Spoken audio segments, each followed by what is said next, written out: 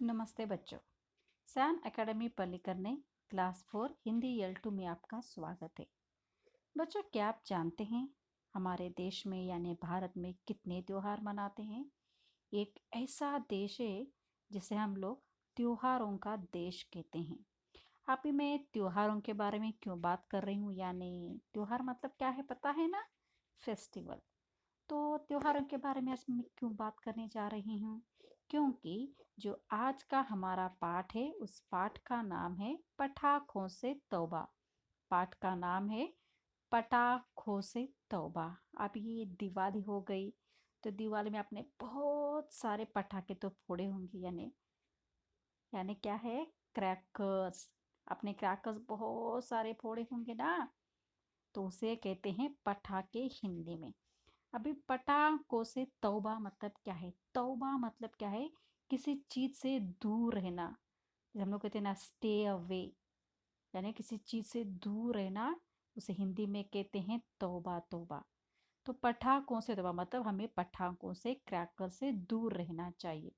अभी क्यों, ये तो हम लोग कहानी में पढ़ेंगे ही, लेकिन उसके पहले आप देख सकते हैं यहाँ पे कितने सारे त्योहारों के बारे में मैंने कुछ चित्र दिए गए हैं। जैसे ये पहला वाला जो हम लोग चित्र है वो है हमारे साउथ इंडिया का सबसे प्रसिद्ध त्योहार जिसको हम लोग पोंगल कहते हैं। उसके बाद है दिवाली। अभी तो दिवाली हो गया, अपने पटाखे फोड़े उसका चित्र है। या फिर होली, जिसे हम लोग रंगों से के साथ खेल सकते हैं। और केरल का सबसे प्रसिद्ध त्योहार ओणम, जहाँ पे फूलों से रंगोली बनाई जाती है। या फिर गणेश चतुर्थी, ईद हो या फिर रमजान हो, क्रिसमस हो जो आने वाला हो गया है वो क्रिसमस।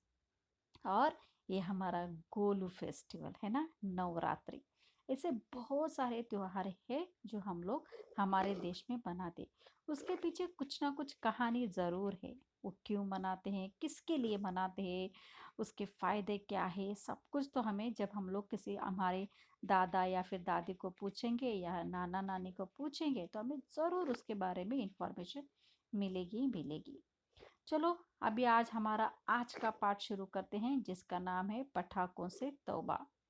तो ये क्या हुआ ना, सदाशिवम, श्रीकांत और हेमंत विद्यार्थी थे। और कौन से क्लास के पता है? चौथी क्लास के। ये तीनों बेस्ट फ्रेंड थे और वो स्कूल में थे। दोपहर का समय था, यानी मध्यावकाश का समय था।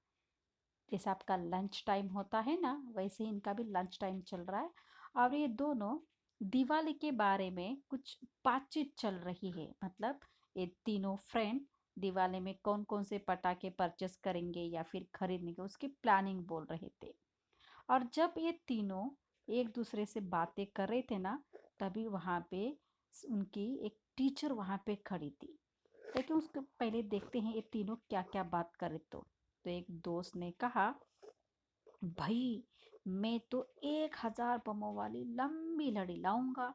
जब तड़ तड़ करती जलेगी ना तो बहुत मजा आएगा।